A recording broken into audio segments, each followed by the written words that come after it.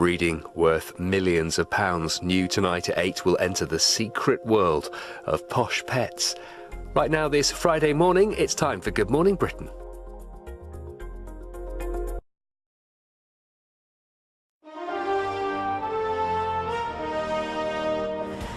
Good morning, Britain. The news you're waking up to: a glimmer of hope for sick baby Charlie Gard, as overnight a US hospital offers to send experimental medicine to the UK.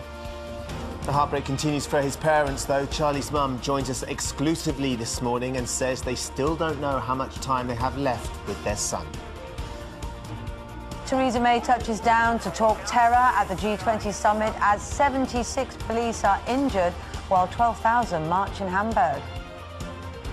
Bracing for a presidential bust-up, relations cool between Trump and Putin as they prepare for their first face-to-face meeting. Being a Bee Gee, at 70, Barry Gibb opens up to Richard about losing his brothers and why his recent Glastonbury appearance was the highlight of his life.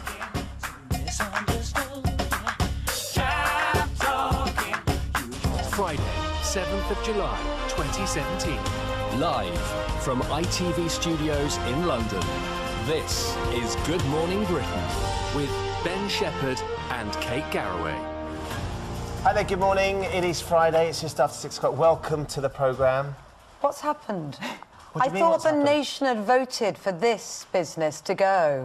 This business, stubble. Charlotte, of course, I know. your first experience of my oh-so-masculine beard. Seeing it up close. What do we think? Well, yeah, I mean, You can at least see it in real life. You can't see it on telly, can That's you? very, very close. Yes. Chemistry's got a super Go close on, up get there. in, get in. Microscope. show the Well, look, facial by the hair. way, the poll closes at 11 minutes past 6, so I don't want to go It's early about on this. 55 to shave, isn't it, at the moment? So if they vote to share, you're going to have to do that by the end of Well, the we all programme. know Because how last week it was ties, We wasn't all it? know how reliable polls are these days. They're about as useful as a handbrake in a canoe. So quite frankly, I'm not sure we can trust the polls. You have to trust the people's voice. I can stay at It's home like and be nagged Brexit. like You this. might not like the result then, Shepherd. We're going to be but talking you gotta about go with workplace spouses, and I feel I've got two with me this morning. Laura, fortunately, can save me, though. You're out there at Wimbledon. Laura, how's the weather looking?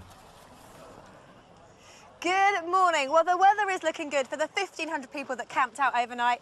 These guys have been trying for about 10 minutes to put up their tent, and I've told them they've got about 20 seconds to do it, because the queuing guide says you have until 6 o'clock in the morning to take your tents down. These girls here have just woken up.